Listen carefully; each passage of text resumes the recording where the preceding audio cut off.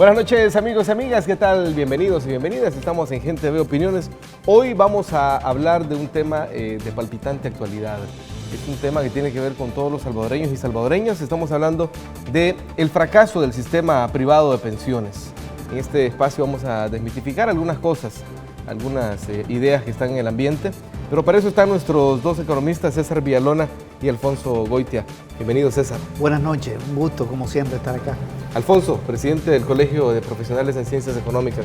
Buenas noches, un gusto, gracias. Bueno, hay muchas ideas que andan en el ambiente, muchas de ellas que solo buscan confundir, tergiversar lo que está sucediendo realmente con la urgente necesidad que hay de hacer una reforma al sistema de pensiones tal y como está. Vamos a hablar de cómo es que se vino configurando el actual sistema de pensiones y vale la pena que hagamos un flashback, como dicen los jóvenes, que hagamos un recorrido histórico por la memoria de este tema. Y es que, bueno, el sistema de pensiones inició en 1969, cuando las personas que trabajaban en el sistema, en el sector privado, mejor dicho, comenzaron a cotizar en el Instituto Nacional del Seguro Social, por sus siglas IIS, ¿verdad? Y para quienes laboraban en el sector público, el sistema inició en 1975 con la creación del Instituto Nacional de Pensiones de Empleados Públicos, INPEP. ¿Cómo era, Alfonso, este sistema de pensiones antes de la privatización? Bueno, de hecho, el sistema era un sistema público con un concepto más de solidaridad por parte de las personas que entraban en el sistema, en el sentido de que se podía, la idea era que los jóvenes que se incorporaban al mercado laboral pudieran cubrir, obviamente, las necesidades de las personas que se iban jubilando poco a poco. Y las dos instituciones estas manejaban, obviamente, esos fondos de pensiones para ir apoyando todo ese proceso.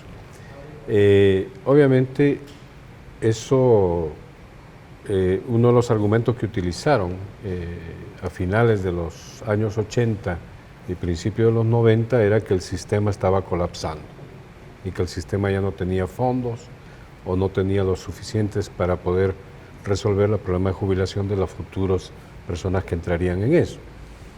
Pero realmente era todo un mecanismo que estaba muy asociado a los esquemas que se estaban implementando en todos los países de América Latina, que tenían todo el enfoque del consenso de Washington y todo el enfoque neoliberal y de los programas de ajuste estructural y de estabilización, muy avalados por los organismos financieros internacionales, especialmente el Fondo Monetario, el Banco Mundial y el propio BID.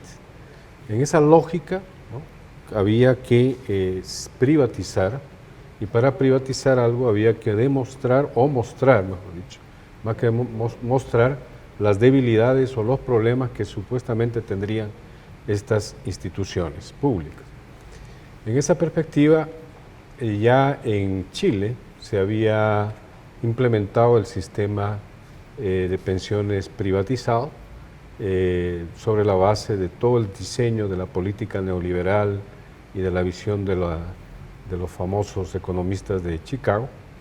Entonces se trasplantó a El Salvador casi exactamente ese sistema. Ya vamos a pasar a cómo era el sistema luego de la privatización, pero César, antes de la privatización, ¿cómo era el sistema? Además de lo que ya nos dijo Alfonso ya señalaba un elemento que es el carácter solidario. Las personas, como tú decías, si trabajaban en el sector público, cotizaban en el Seguro Social. Si era en el sector público, en el INPE, y si era en el privado, en el Seguro Social. Aportaban una parte de su salario mensualmente, y el patrón, si fuera una empresa privada, ponía la otra parte. Y en el caso del sector público, el Estado. Eso iba a un fondo común, no iba a una cuenta individual de nadie, ¿verdad?, sino a un fondo común, y con el dinero que ahí estaba se pagaba la pensión de la persona jubilada. Bien, a las personas le descontaban en el gobierno 4.5% de su salario. Esto es importante porque con la privatización cambió y el Estado ponía 4.5%. O sea que si una persona ganaba 1.000 colones, por ejemplo, le descontaban el 4.5%, 42 colones y medio, y el Estado ponía el resto, para poner un ejemplo. Y eso iba al fondo, no a una cuenta individual. Y en el sector público era diferente. Los patronos ponían 2%, a la persona le descontaban 1 y tanto, y el Estado ponía 0.5. Era menor la cotización. Pero además, cuando las personas se jubilaban, cuando tenían 15 años trabajando y 55 años de edad las mujeres. Fíjate, 15 años era, antes de la privatización. Y en el caso de los hombres, hasta 60 y 15 años laborales. Tenía que cumplir las dos características, ¿verdad? Y la pensión se establecía sobre un promedio de los últimos 3 salarios. O sea que si tú ganabas en los últimos 3 años de tu vida laboral 500 colones en este año, al año siguiente 1.000 y en el siguiente 1.500, eso daba 3.000, el promedio era 1.000. Entonces te calculaban la pensión sobre el promedio. Si era 1.000, entonces en el sector público te daban el 100% de ese promedio. Claro, no estoy diciendo que los salarios eran altos, ¿verdad? Claro. Ya sabemos que los salarios son bajos. Y en el sector privado le daban el 80%, pero le daban un 20% de seguro si la persona tenía, por ejemplo, hijos menores de edad, o un hijo hasta los 21 años estudiando, o si tenía que a su papá, a su mamá ya muy anciana que cubrir. O sea que al final le daban el 100%. Entonces, así era la cotización, las condiciones de jubilación eran estas, y el salario se calculaba así, la pensión. Y era una pensión de por vida, porque tú no tenías una cuenta individual. O sea, si una mujer llegaba a 55 años, tenía 15 años trabajando, le salía una pensión. Si vivía 20 años, era vitalicia. Era vitalicia. Exacto. Porque no tenía un fondo propio. Ahorita es diferente. Ya vamos a ver cómo llegar ahí. funciona el Sí, actual. sí. Ahora, tengo mis datos que según una investigación reciente de Transparencia Activa, que es un órgano divulgativo de la Secretaría de Transparencia y Anticorrupción de la Presidencia, el 17 de enero de 1996, ojo con las fechas, 1996, el diario de hoy titulaba INPEP en crisis. Y creo que tenemos esa imagen para verla en pantalla. Este es el titular que estábamos viendo. Y al día siguiente, el 18 de enero del 96, la presidenta del Instituto Nacional de Pensiones de los Empleados Públicos, INPEP, Francia Brevet, del gobierno del expresidente Armando Calderón Sol, rechazó que la institución estuviera en crisis y que si acaso se llegaba a usar las reservas del fondo, sería dentro de 7 años aproximadamente. Alfonso, ¿cuál es la lectura al respecto de esto? ¿Había crisis o no había crisis en ese momento en que ya se empezaban las campanas de privatización a sonar? Wow. Como te digo, esto era todo un proceso de privatización que se inicia desde el año 89. Y digamos, cuando llegas al 96 con esta privatización, lo que había que mostrar era eso, o sea, de que estas instituciones estaban en crisis, que no podrían resolver el problema de las pensiones a futuro y que había necesidad, por lo tanto, de buscar un mecanismo que ayudara, y en este caso era la privatización. Lo mismo se hizo con la telefonía, lo mismo se hizo con el sistema energético, eléctrico, lo mismo se hizo con los ingenios de azúcar, etcétera, y los mismos bancos, ¿no? O sea, todas fueron mostrando, la campaña era ninguna funciona, porque eran del Estado, eran ineficientes, no eran rentables, inadecuados, etcétera, etcétera. Y entonces lo mismo pasó con este tema de las pensiones. Entonces las instituciones fueron, el interés, digamos, de los sectores conservadores era mostrar supuestamente la ineficiencia de esto. Y también se había corrido aquella idea, se había hecho pública aquella idea de que los empresarios eran mejores administradores. Claro. Entonces todo el esquema era que el mercado era mejor, que el sector privado era más eficiente, y mucho más coherente para poder obtener ganancias y generar empleo y todo eso. Junto a aquella otra idea, perdón, que se me viene a la mente aquella otra idea del rebalse, Exacto. de que se suponía que cuando los empresarios tuvieran suficientes ganancias, pues el vaso se iba a rebalsar y lo que rebalsara pues iba Exacto. a ser para el resto Exacto. de trabajadores, Exactamente, empleados. Ese es el concepto de la privatización. Decíamos, los empresarios, como son mucho más adecuados o eficientes para administrar las empresas, van a obtener tantas ganancias que luego se va a rebalsar sobre los distintos sectores. Pero eso al final se demostró que era una falacia. Entonces, se privatiza en esa lógica, pero como ves, había contradicciones entre ellos mismos. O sea, una funcionaria del mismo gobierno que manejaba el INPEP en ese momento le dice que no, que hay suficientes reservas técnicas, que esas reservas no se tocaran. etcétera, etcétera. Entonces, claro, había suficiente dinero que había que tocar hacia los intereses de determinados sectores. Entonces, por eso mismo se empujó para que ya en los siguientes años se asumiera y se definiera la privatización de las pensiones, ¿no? Entonces, como te digo, es todo un diseño muy acorde y se logró, digamos, establecer ese sistema de capitalización o de ahorro privado sobre la base del diseño también que se estaban haciendo en otros países del sur, especialmente en el caso chileno, ¿no? O sea, de ahí viene mucho del modelo que se aplicó en el país, en El Salvador, a lo largo de los años 90. Todo este marco de privatizaciones es casi una imagen reproducida del caso chileno, ¿no? Lo que ahora diríamos copy-paste. Exactamente, ¿verdad? exactamente. Ahora, César, visto desde otro ángulo, los defensores de la privatización del sistema de pensiones dicen que los problemas de hoy son herencia del sistema antiguo que estaba en crisis. Y se justifica la privatización como una de las soluciones, o de las supuestas soluciones ante la crisis que existía en aquel momento. ¿Cuál era la verdadera intención de privatizar? Bueno, si fuese así, entonces la privatización no resolvió los problemas. O sea, si todavía heredamos los problemas del sistema antiguo, entonces la solución, que era la privatización, y han pasado 17 años, entonces no resolvió. ¿Fracasó? Y los economistas de derecha dicen eso, que todavía el problema viene del sistema antiguo. Han pasado 17 años de la privatización y dicen que hay problemas y que son del sistema antiguo. Yo quería, antes de contestarte la pregunta sobre las intenciones, decir lo siguiente. Alfonso decía que había suficientes reservas técnicas. Eso es correcto. 43 millones de colones, decía la expresidenta del INPEP. Sí. 43 millones de colones a enero del 96. Sí, pero resulta, yo quiero explicar el concepto de reserva técnica para las personas que nos están escuchando. Si alguna persona no maneja el término. El INPE y el Seguro Social recibían cotizaciones. Bien, administran el dinero de la gente que se va a jubilar. Así como un banco administra el dinero de las personas que depositan en el banco. Una parte de ese dinero, obviamente lo tenían que utilizar, una parte pequeña, para cubrir su costo administrativo, porque son empresas. Entonces tienen personal, tienen que pagar energía eléctrica, agua potable, como cualquier empresa, el Seguro Social y el INPE. Un poquito, se acaba su costo administrativo. No tenían ganancias, sino el costo administrativo. Otra parte del dinero la utilizaban para pagar pensión a la persona jubilada. Bien, y la otra parte que quedaba es lo que se llama reserva técnica, que la prestaban, ¿verdad?, para financiar proyectos con tasa de interés que nutrían los fondos. Se financiaron proyectos de vivienda, proyectos de todo tipo, desde el Seguro Social y del INPE, incluso vivienda para sectores medios. Entonces las reservas técnicas crecían porque si hacían un préstamo a una tasa de interés, se nutría. Devolvían más de lo que habían prestado. Correcto. Entonces ese fondo iba creciendo y la pensión de la gente era desigual según su salario y sus cotizaciones. Ok.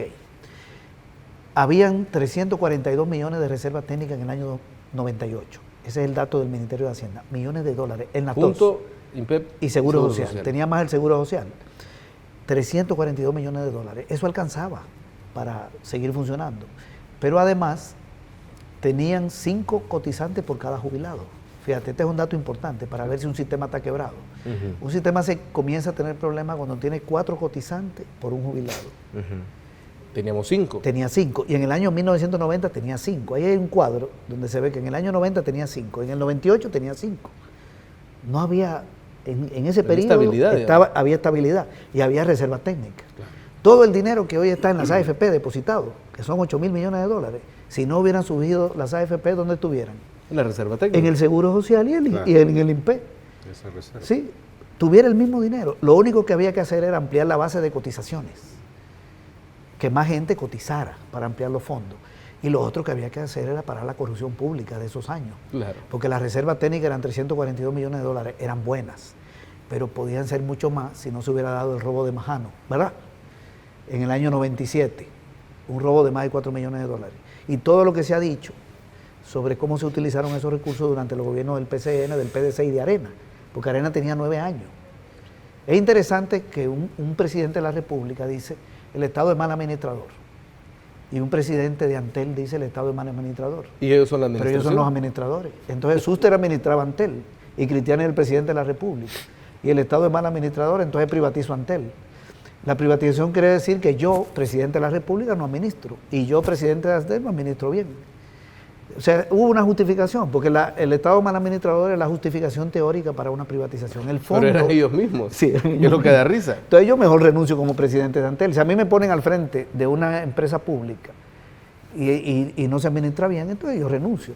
Yo creo que no tiene que funcionar mal si hay una buena administración. Pero bien, ¿cuál era el objetivo real? El objetivo real era que echaran mano de los fondos de la gente empresas privadas con fin de lucro. Las AFP son negocio privado. El Seguro Social y el INPE no tenían ganancias y eran instituciones públicas. Cuando surgen las AFP, ya de la cotización de la gente, una parte es ganancia de la AFP. Después podemos entrar en detalle de cómo es el asunto. Pero como la pregunta era, las razones reales, exacto, era que ese dinero lo manejaran empresas privadas y sacaran ganancias. Tanto las AFP como las empresas de seguro, que se han ganado en 17 años 250 millones, son las ganancias de las AFP. Imagínate si eso estuviera administrado por el Seguro Social y el INPE con un gobierno decente, esos 250 millones de quiénes fueran, de la gente que cotiza, y son ganancias de las AFP. Bueno, Alfonso, César, vamos a hacer una pequeña pausa porque cuando regresemos quiero que entonces le expliquemos realmente a la ciudadanía cómo es que funcionan las AFP, que son, según les he escuchado a ustedes, no son realmente quienes están engordando, están teniendo ganancias, ¿verdad? Pero eso cuando regresemos, una pausa y venimos, estamos hablando del sistema de pensiones, del fracaso del sistema privado de pensiones. Ya venimos con más. Bueno, seguimos hablando sobre el fracaso del sistema privado de pensiones. Ya se nos incorporó Julián Salinas. Bienvenido, Julián. Suponemos que el tráfico está pesado a esta hora, sí, ¿verdad? claro, hay mucha lluvia, pero bueno, estar acá, un gusto a todos los televidentes que estamos discutiendo ese tema tan relevante para el país. Julián, ya hacíamos un recorrido por la historia de cómo funcionaba cómo funcionaba el sistema anterior, pero ya le íbamos a entrar de lleno con Alfonso y César. Alfonso, ¿cómo es que funciona? ¿Cómo es que se hizo esa copia? Ya decíamos, copy-paste, como dicen los muchachos ahora, del sistema chileno. Bueno, ahora el sistema privado de pensiones funciona a través de cuentas de ahorro privadas, o sea, de cada uno de los que se va a pensionar. Entonces el sistema es un sistema de capitalización donde supuestamente estas personas que van ahorrando permanentemente de su trabajo van depositando una parte de eso, que está definido, creo que es un 14%. ¿Cuánto es el...? 6.25 si trabaja en el sector privado la persona y 6.75 el patrón. Exacto, entonces ese fondo de personal se va acumulando y también supuestamente ganan intereses sobre ese fondo, pero que es muy bajo para pensar que van a tener fondos importantes a futuro. Entonces ese mecanismo de ahorro, de fondo de ahorro para pensiones, es el diseño que han implementado. Ahora, perdón, esto es muy congruente con la idea que tiene el neoliberalismo de individualizar, de la individualización, claro. Es decir, se elimina la palabra solidario. Exactamente, o sea, ahí es tu fondo que en su momento se va a utilizar para pagarte la pensión. Ahí obviamente ya también cambia todo el diseño de cuánto se te va a pagar y sobre qué base, un poco ya lo planteaba César. De hecho ya no se define sobre la base de 3 años, de los 3 últimos años, sino sobre la base de los 10 últimos años que has cotizado, y sobre esa base te sacan un promedio y todavía le quitan una parte. Entonces, obviamente es más reducido. Obviamente si tú tienes ingresos muy bajos, estás mal. O sea, tendrías que tener salarios altos en 10 años, lo cual es muy complicado. Entonces, es así como opera, digamos, de alguna manera, pero ahora ha habido todo un proceso de dificultades a lo largo de todos estos años, precisamente porque el Estado tiene que reconocer una parte de esos fondos para apoyar también a los que cotizaron en el pasado y que se han jubilado, que hay que mantenerlos. Y ese fondo de previsional que requiere el Estado, obviamente ha obligado a llevarlo a estos famosos préstamos que se hacen sobre la base del fideicomiso, ¿ya? Entonces, pero sí, opera de diferente manera, es particular, es individual, no es un fondo solidario, ni se busca tampoco un criterio de universalizar, digamos, este sistema, o por lo menos el tema de las pensiones, que sería con un criterio público, buscar cómo universalizar, cómo incorporar a todos a un sistema previsional, a un sistema de pensiones que a futuro le garantice tener algún ingreso cuando termine su vida útil de trabajo. Pero ahorita, en este momento, mejor dicho, solo se utiliza lo que tiene en su cuenta. Sí, pero hay una parte que obviamente también el Estado tiene que poner. No, exacto, pero cuando se cambió este sistema, entiendo que solo lo que tenés ahí y se te acaba y se te acabó. Sí, sí. Es decir, pero, no es una pensión vitalicia. No, no es una pensión, pero tiene varios años, o sea, más de los años que posiblemente hayas cotizado. O sea, tu fondo, digamos, tú has acumulado $50,000, digamos, a lo largo de esos 10 años, de toda tu vida de trabajo, pero obviamente ellos te tienen que reconocer hasta ciertos años. Cuando ya tú cumples una cierta edad, ellos ya tienes que pasar a una pensión mínima. Listo. Ese es un poco el problema. En 1996, según estas notas que tengo por acá, durante el periodo del expresidente de la República, Armando Calderón Sol, la Asamblea Legislativa privatizó el sistema, pues aprobó que los fondos de las cotizaciones fueran administrados por empresas privadas llamadas AFP, que obtienen ganancias millonarias por realizar esta labor, ganancia que sale de las mismas cotizaciones. Ahora, Julián, ¿qué cambios se le introdujeron al sistema con el surgimiento de las AFP y este cambio a quiénes benefició y a quiénes perjudicó? Bueno, hay un cambio estructural, es decir, primero que hubo un cambio de sistema, del reparto, que se llama solidario, que ya han estado hablando un poco de eso, se pasa al de capitalización individual, ¿no? Pero de algún modo no solo hay cambios de índole estructural, sino también hay cambios paramétricos. Y esos cambios paramétricos se reflejan en el aumento de la tasa de cotización. Anteriormente andaba más o menos entre 3.5, 9 y 12%. También hay un aumento del número de cotizaciones como requisito para jubilarse. Anteriormente oscilaban más o menos 15 años, ahora te exigen 25 años por la ley para poder tener derecho a una pensión. Sin embargo, pues, y un poco refiriéndome a lo que anteriormente planteabas, aunque en el discurso y digamos en la concepción del sistema se plantea un sistema de capitalización individual, en la práctica se solidariza, pero no se solidariza completamente. ¿A qué me refiero con esto? Por ejemplo, desde la perspectiva de los ingresos sí es privado, porque el Estado no percibe ninguna de las cotizaciones a excepción de los que se quedaron en el sector público. No obstante, sí asume el costo de una gran parte de los pensionados. Actualmente, al menos el Estado está recibiendo, según las estimaciones actuariales, de lo que va a tener que erogar de aquí a 120 años, el 58% de las obligaciones corresponden a subsidios a privados.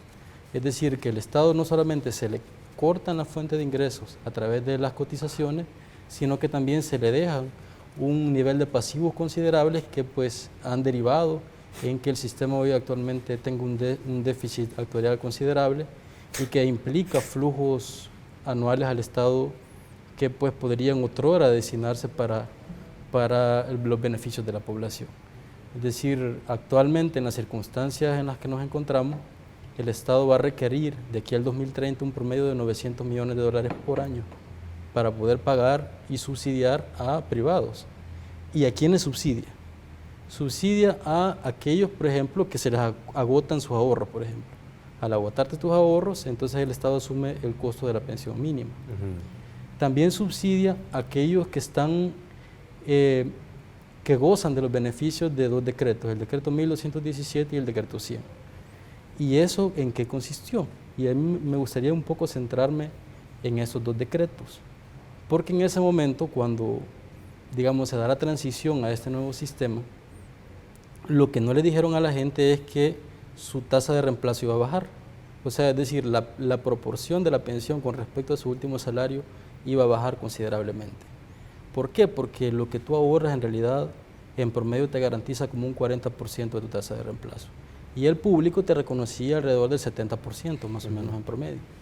Entonces, como la gente iba a haber reducido su pensión, iba a comparar con lo que se daba en el sistema público, entonces se aprobaron esos 2 decretos. Y esos decretos, por un lado, otorga al Estado un certificado de traspaso complementario, que lo que hace es incrementarte el monto de la pensión para que no sientas de algún modo el impacto de la transición hacia el nuevo sistema. Y en el 2006 se aprueba un decreto todavía muchísimo más perverso, que lo que hace es que regresa al beneficio definido como se había estipulado en el sector público, pero funcionando como un sistema de capitalización individual. Entonces hay una distorsión completa, porque por un lado el sistema se concibe como de capitalización individual, pero a la vez el Estado termina asumiendo un gran costo de los subsidios a estas pensiones vitalicias. Entonces eso es un poco lo que se desconoce alrededor de todo el sistema provisional y que está generando un déficit considerable que, bueno, ahorita actualmente tal cual van las cosas representa un 12% del Producto Interno Bruto aproximadamente, y en el 2030 puede llegar incluso al 32%. De seguir con el sistema tal y como está. Es correcto. A 3 años de haber iniciado el sistema privado, lejos de ser sostenible, entró en crisis, tal y como nos plantea Julián, y fue cuando el expresidente Flores endeudó al Estado por $611 millones para pagar pensiones. La práctica del expresidente Flores la continuaron con los siguientes gobiernos, hasta llegar a la creación de fideicomisos. ¿De qué se trata esta práctica y a qué han conducido los fideicomisos, César? Sí, lo que sucedió fue que, como cuando surgieron las AFP, se obligó a toda la población que tenía de 36 años hacia abajo a pasar a cotizar a las AFP. Entonces el sistema público perdió cotizante. Una persona que tenía 30 años y que cotizaba en el Seguro Social. Y con toda la publicidad que se le hizo y que se te vendieron ideas de que ibas a estar mejor. Sí, pero fue obligatorio. Toda esa población tiene que dejar su cuenta en el Seguro Social y pasar a cotizar a las AFP o en el INPE, si trabajaba en el sector público y pasa acá. También se obligó a pasar a cotizar a las AFP a todas las personas que consiguieran empleo a partir de 98. Ahí no importa la edad. Si en el año 97 yo tenía 40 años y no estaba trabajando y conseguí empleo en el 2000, tenía 43. Obligatoriamente tenía que pasar a cotizar en una AFP. No son muchos, la mayoría es la primera, ¿verdad? Y le dejaron una opción de seguir en el sistema público o pasar al privado a las mujeres con edades de 36 a 50 y a los hombres hasta 55. ¿Qué sucedió entonces? Que la mayoría de las personas pasaron a cotizar en las AFP y el sistema público perdió cotizaciones, pero le dejaron al sistema público las personas que pronto se iban a jubilar. Tenían que quedarse ahí todas las mujeres de más de 50 años y los hombres de más de 55. Entonces viene la quiebra del INPE y el Seguro Social. Tiene que quebrar. Es un asunto de aritmética.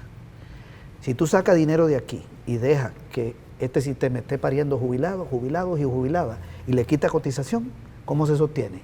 Y si pasa cotización aquí, y estos no tienen muchos jubilados, porque una persona de 36 años se va a jubilar el año que viene, ¿verdad? Aunque los optados, los que tenían entre 36 y 50, algunos se jubilaron años después. Por ejemplo, en el año 2001, yo tengo el dato, las AFP tenían 3.000 jubilados de personas optadas. 3.000, hoy tienen como 60.000. Bien, pero el sistema público tiene la mayor cantidad de personas jubiladas y tiene la menor cantidad de cotizantes. Entonces, ¿quién comienza a pagar las pensiones? Si el Seguro Social y el INPE en el año 2001 se le acaban las reservas técnicas de que hablábamos, se agotaron.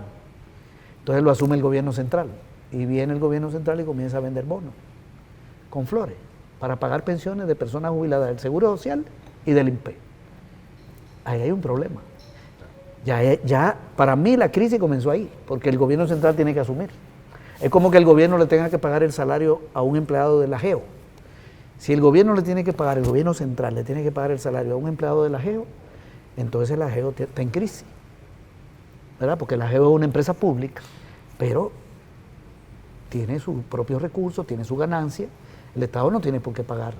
Si el Estado le está pagando pensión al jubilado del INPE y el Seguro Social, el gobierno central, con perdón, entonces es porque estas dos instituciones están en crisis y lo asume el gobierno. ¿De quién es la culpa? La culpa es de una privatización que mueve la gente acá. Y aquí no hay muchos jubilados, sino que aquí. Entonces Paco Flores se endeuda por 611 millones y esa práctica la sigue Saca. Pero en el año 2006, como el Frente no dio los votos por bono para buscarle una solución al problema, aprobaron el famoso fideicomiso, que es otra forma de endeudamiento. ¿En qué consiste? Que las AFP le pasan dinero al Banco Multisectorial de Inversiones y al Ministerio de Hacienda, lo administran y llegan al Seguro Social y al INPE para pagar pensiones de personas jubiladas. O sea, tú estás cotizando en una AFP, me imagino, por tu edad. Sí, sí. A ti te dijeron que tu dinero está en una cuenta individual que se va a utilizar para cuando te jubiles.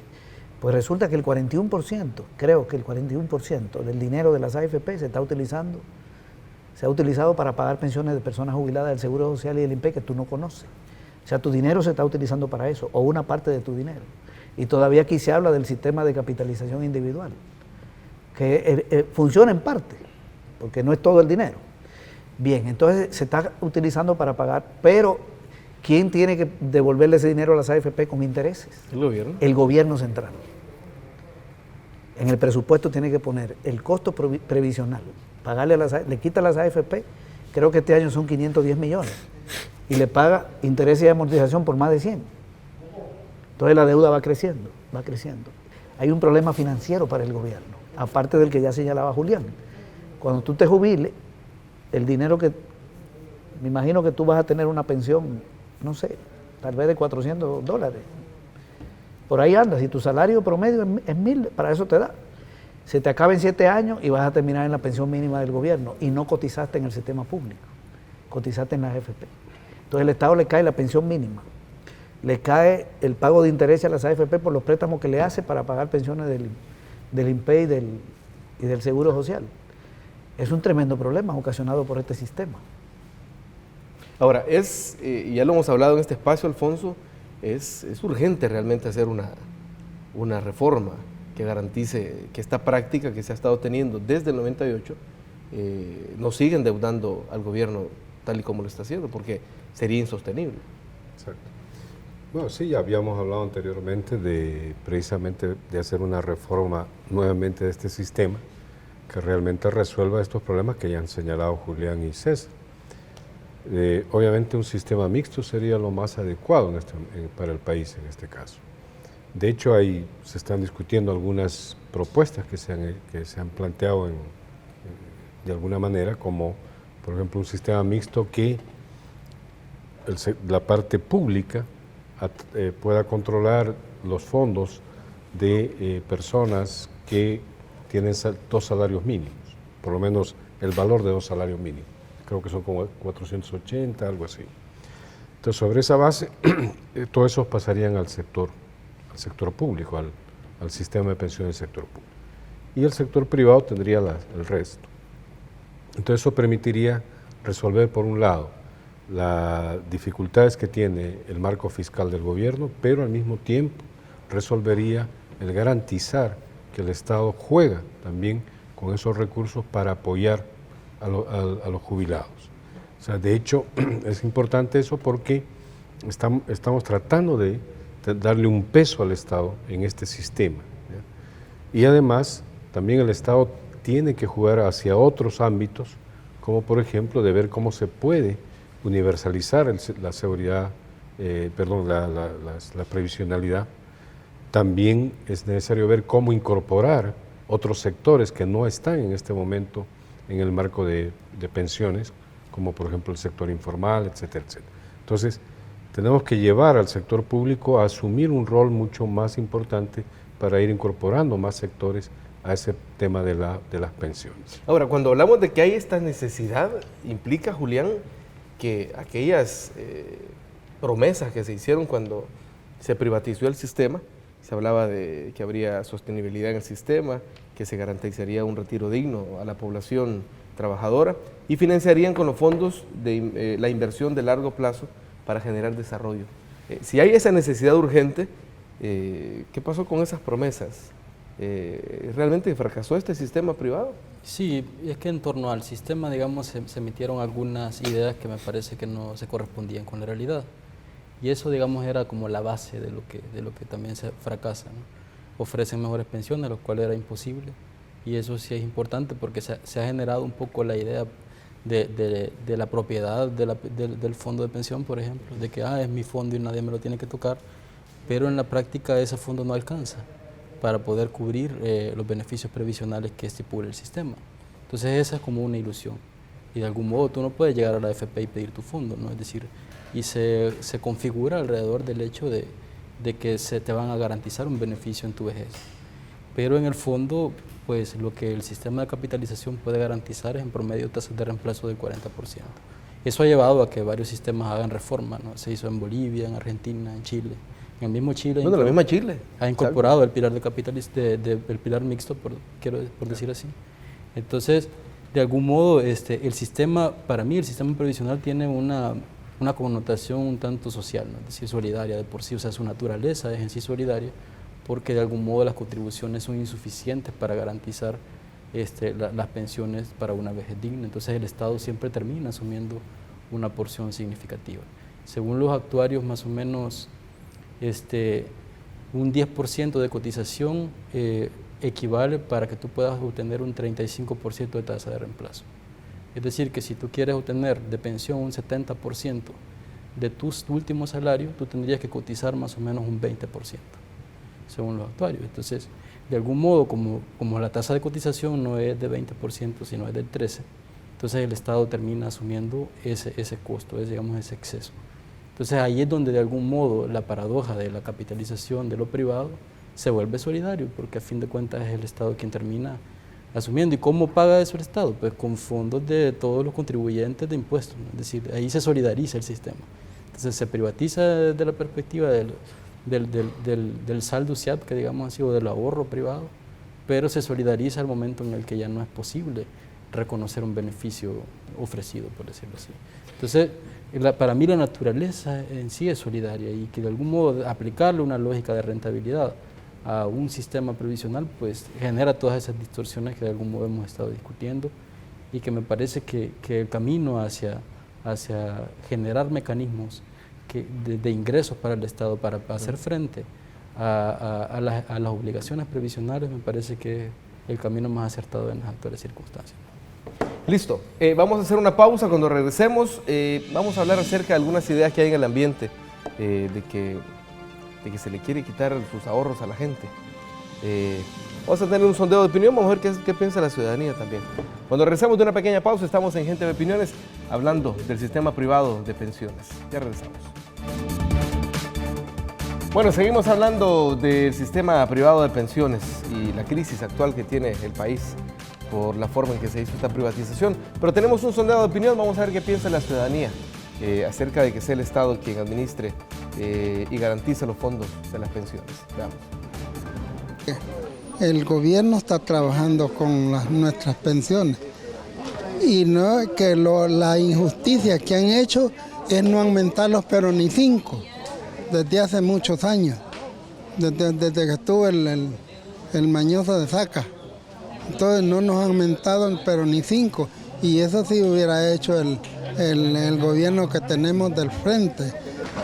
Yo no sé si se lo habrán robado, pero sí la gente sufre cuando hay atrasos, cuando no quieren pagar y cuando lo mandan a uno de una puerta a otra puerta. Bueno, yo opino que debiera de garantizarlo siempre y de aumentar el salario porque la vida está muy cara, especialmente aquí en El Salvador, la gente gana muy poco. Porque Saca, acuérdate, hizo un préstamo, no lo pagó.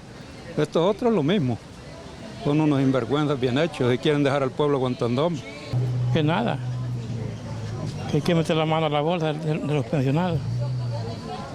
No sé cómo vamos a salir. Sí, tiene que garantizar el Estado, los trabajadores, pues que hemos trabajado, hemos dejado juventud, todo por el trabajo que hemos tenido. Debe garantizar, pero aquí a nadie se le garantiza nada, porque a mí no es pensión que ando reclamando, sino que es devolución, y ni para eso tienen, para devolver lo poquito que a mí me pertenece, pues. Si las pensiones son de nosotros hemos pagado tantos años para que nos estén haciendo esto, no estoy de acuerdo. Yo siempre he creído en el Estado, nada más. Bueno, ahí está la ciudadanía, que es la que realmente al final interesa. César, Arena y el directivo de la ANEP, que parecen están en la misma sintonía, dicen que el gobierno quiere utilizar los fondos de la AFP para financiar gasto corriente. No, eso es imposible.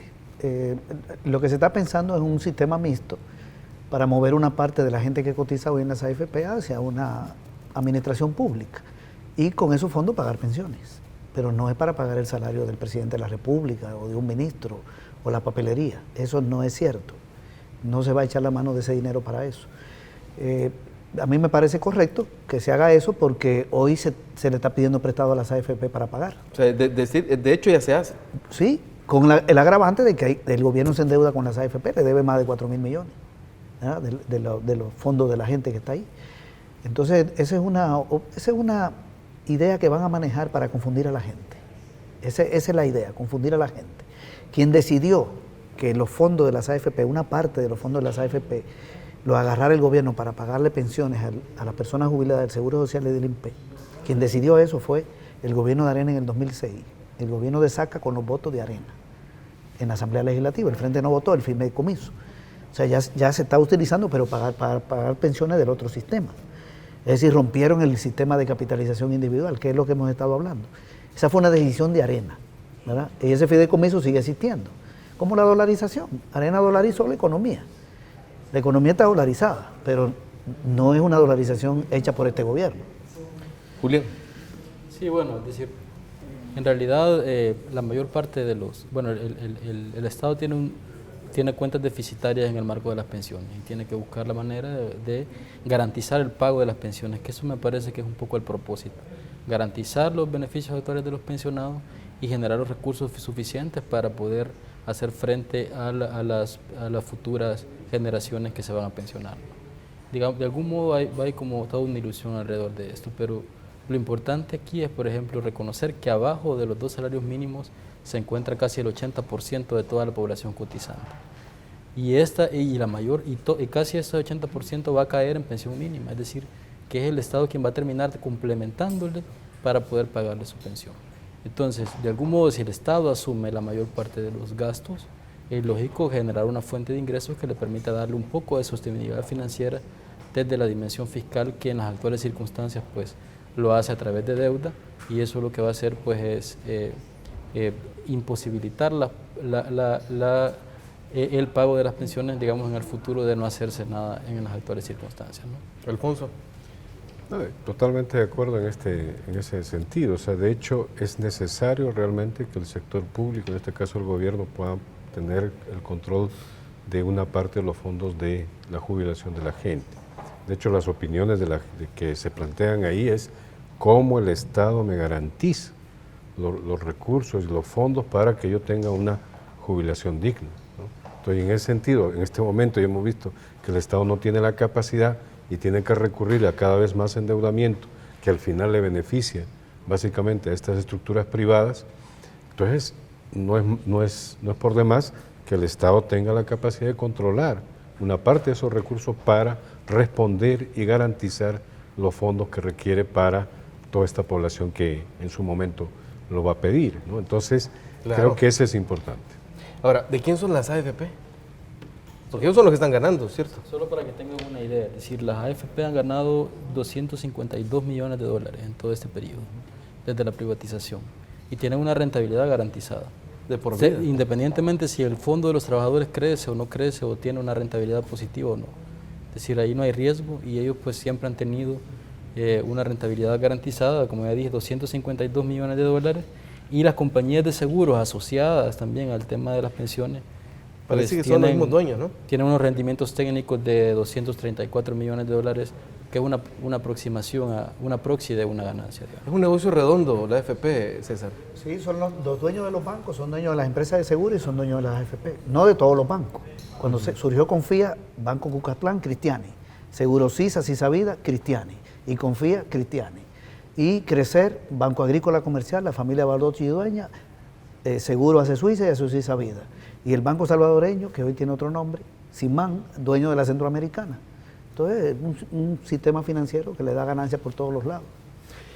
Bueno, vamos a seguir hablando en futuros paneles de este tipo, porque el tema de las pensiones realmente es importante. Vamos a seguirle midiendo el pulso y sobre todo hacia dónde va a apuntar la reforma que se está proponiendo y pues esto va a generar obviamente todo un debate en la Asamblea Legislativa. Muchas gracias a los tres, Gracias, Alfonso, muy amable. César, Julián. Muchas gracias. Y a ustedes, amigos y amigas, quédense con la programación de Gente Ve. Hay mucho más para todos y para todas.